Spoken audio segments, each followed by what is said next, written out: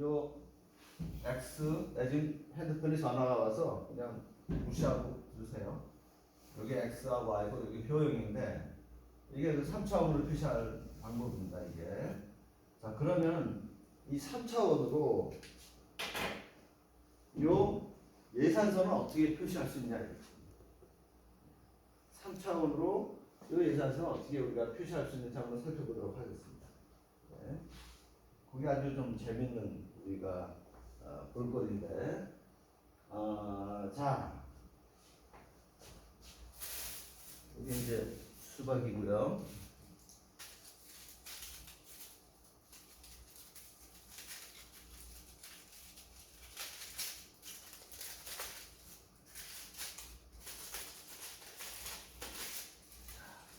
칼입니다. 발을 자르도록.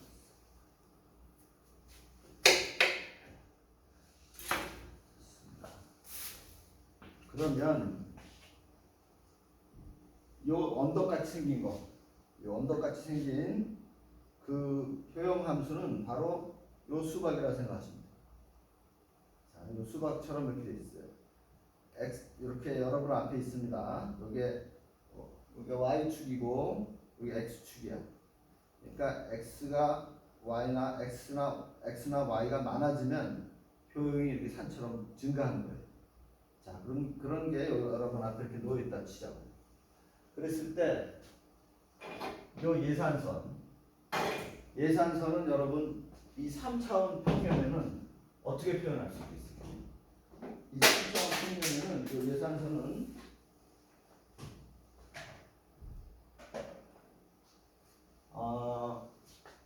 요 2차원 평면에서는 이렇게 표현돼요. 근데 이걸 3차원으로 어떻게 표현될 거냐? 힌트는 요 2차원에서는 지금 이렇게 나와 있어요. 이게 2차원에서는 예산선이 이렇게 나와 있습니다. 그럼 3차원의 전체에서 이거 어떻게 표현할 거냐? 그 이렇게 표현할 수가 있어요. 요 효용축 거기에 수직으로 평행한 일종의 판때기를 생각하시면 돼요. 그럼 이 전체 판때기가 이 예산선이에요. 그러면은 산이 앞에 있는데 이 판때기로 산을 자르는 거예요. 자, 그럼 여기에 여기 X축, 여기 Y축이 있어요. 그러면 예산선은 위에서 내리치는 평면이 되겠지. 자, 요 예산선이 마치 길로틴의 단두대처럼 내려치는 게 예산선이에요. 그럼 예산선을 가지고 한번 내려쳐 보도록 하겠습니다. 요 칼이 그 예산선이에요. 판때기가 내려가는 거야. 그러면 요 수박을 자른다. 그러면 자르고 나면은 수박 모양이 어떻게 될 거예요? 잘 보세요. 수박 모양이 이렇게 돼요. 자, 이 예산 제약 하에서 즉 판때기가 수박을 잘랐는데 예산 제약 하에서 가장 높은 점이 어디예요? 그 점이 바로 요 점입니다. 동그란 것 중에서 제일 높은 점이 요 점이에요. 요 점이 효용이 극대화되는 점. 즉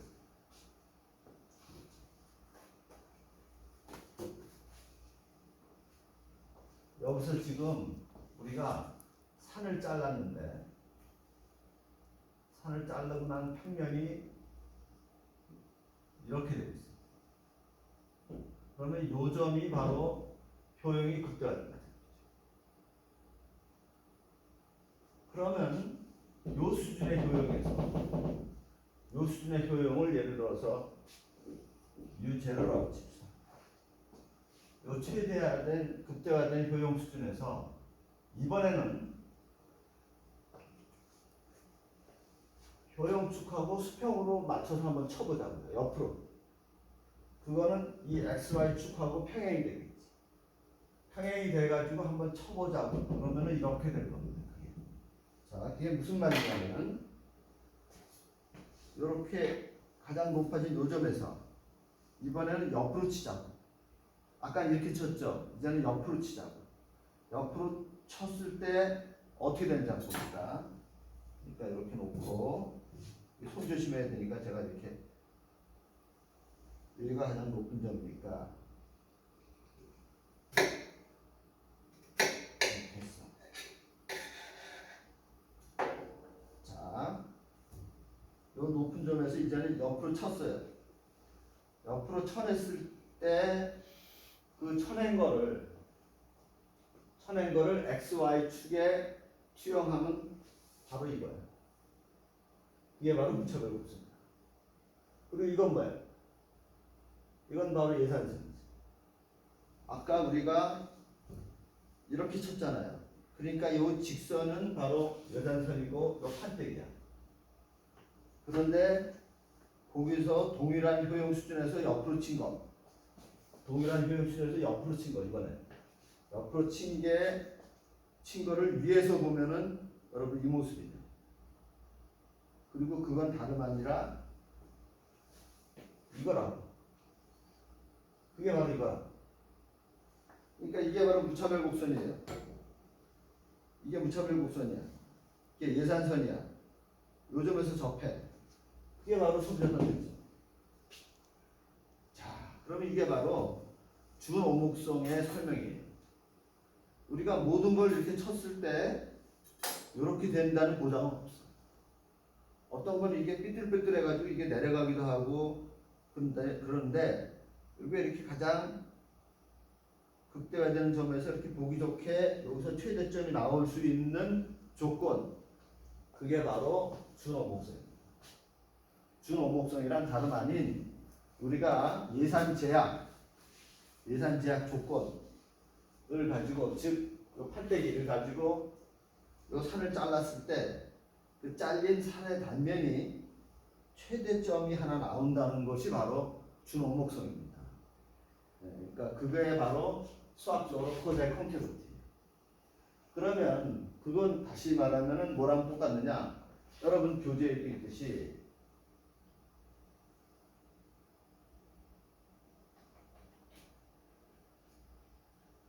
그게 바로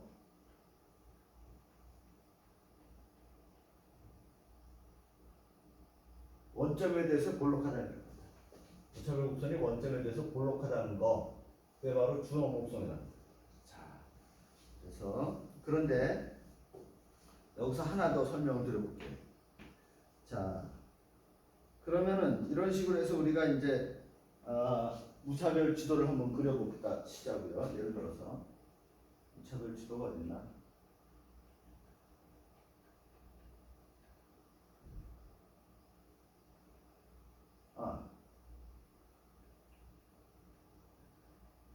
네, 여기 무차별 지도가 있어요.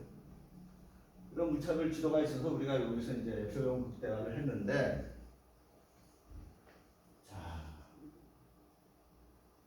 우리가 이제 요 수박을 자른 것처럼 위에서 보면 여기 무차별 곡선이에요.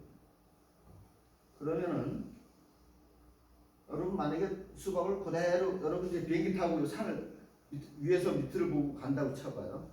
비행기 타고 이렇게 간다고 쳐봐. 근데 비행기 위에서 보니까 이런 산이 보였어. 근데 무차별 곡선이 이렇게 보였어. 근데 만약에 산이 그대로 수평으로 수직으로 여러분 쪽으로 비행기 쪽으로 다가온다고 쳤을 때 그 무차별 지도는 달라질까요? 즉 요 산이 이렇게 지금 수박처럼 생긴 산이 있어. 요 산이 여러분이 보고 있는 비행기 쪽을 향해서 그대로 똑같은 모습으로 솟아오른다고 칠 때 이 산의 등고선 모습이 변하겠냐고. 안 변해요. 이 높이는 변하지만 등고선 모습은 그대로야. 그러니까 처음에 산이 예를 들어서 이게 50m, 100m, 150m, 250m 이런 등고선 모습이라면 그대로 올라왔을 때 높이는 달라지겠지. 이게 뭐 100m가 되고 이게 뭐 150m가 되고 이게 200m가 되고 이게 300m가 되든 이렇게 막 높이는 달라지겠지만 등고선의 모습은 그대로예요. 자, 등고선의 모습이 그대로. 그러면 이게 똑같다. 이 무차별 지도가 똑같다. 무차별 지도가 똑같고 예산선은 동일하면 이 A점이 변하겠냐고. 소비자세 A점. 그건 안 변한다. 즉 그게 뭐냐면은 우리의 효용함수가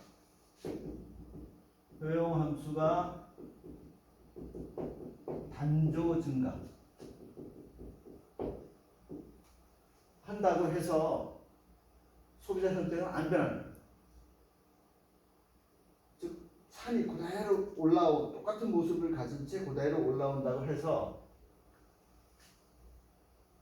무차별 지도가 안 변할 거라고. 그게 안 변한다면 이 A점도 변하지 않을 거고 A점이 안 변한다면 소비자 선택도 그대로 있을 거고 그렇다면 효용함수는 단조 증가 되더라도 소비자 선택은 불변일 거고 그 얘기는 수요 함수는 동일할 거야. 단조 증가 되더라도 효용함수. 그런 우리 결론을 얻을 수가 있어요. 자, 그래서 우리가 다시 한번 요거를 다른 쪽을 가지고 한번 더 해봅시다. 이게 내용이 만만치 않은 내용이라서 자, 다시 한번 복습. 자, 이게 여러분 앞에 이렇게 효용 산이 있어요. 그리고 이게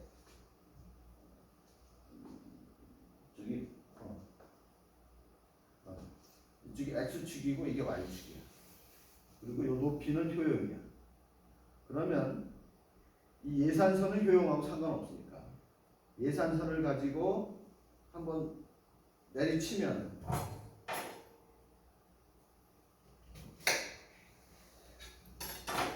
이렇게 예산선을 가지고 내리치면 여러분의 효용을 가장 최대로 만들어주는 점이 반드시 존재합니다. 왜냐하면 이게 이렇게 돼 있습니다. 이 효용을 옆으로 예산선을 가지고 쳤을 때 그 중에서 최대점을 찾을 수 있도록 만드는 조건이 바로 준호 목소리입니다. 코사인 콘케비티. 즉 다시 말하면 이렇게 위에서 쳤을 때 그 모양이 이렇게 이쁘게 나올 수 있는 조건이다. 반드시 다 그런 건 아니에요. 이 수박이 이쁘게 생겼기 때문에 이렇게 나오는 거지. 만약에 이상한 과일을 만약에 잘랐으면 이게 이렇게 안 나오고 이렇게 나오면 어떡할 거야? 잘랐는데. 그럴 수 있지. 그러니까 항상 어떻게 자르든 간에 예산선을 자르면 이렇게 단면이 나오도록 되는 조건. 그게 바로 준오목성입니다. 그리고 그 준오목성은 이 무차별 곡선이 원점에 대해서 볼록하다. 또는 단계 대체율이 체감한다. 그거랑 같은 얘기예요. 그러면 요 최대가 된 요 효용 요점에서 이제는 그 효용 수준에서 옆으로 치자고. 같은 효용 수준에서. 이게 아마 요쯤 되니까. 네, 잘랐어. 잘랐는데 그게 바로 요거지. 이게 바로 이 그림이에요. 이 그림이다.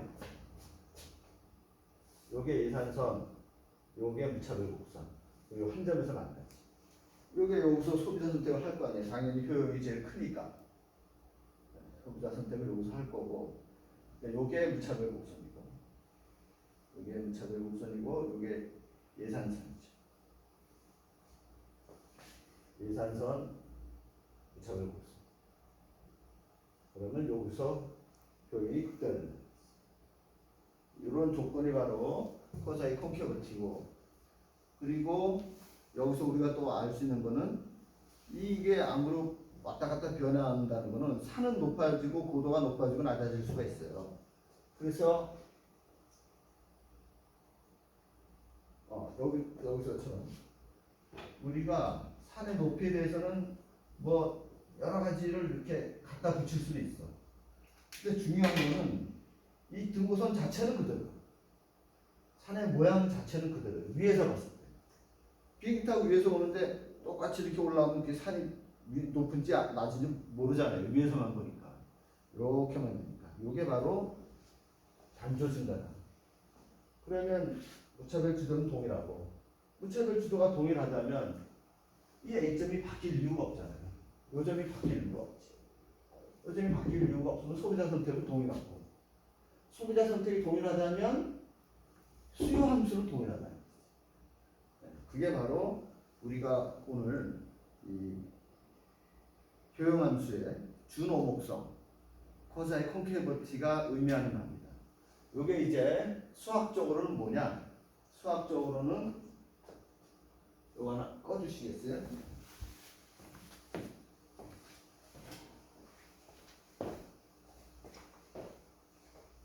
이 수학적으로는 요 효용함수 2차 조건이에요. 요 라그랑제 극대화. 요거는 라그랑제 함수를 이용한 효용 극대화는 우리가 따로 공부할 겁니다. 이건 따로 공부할 텐데 요 2차 조건, 이계 조건.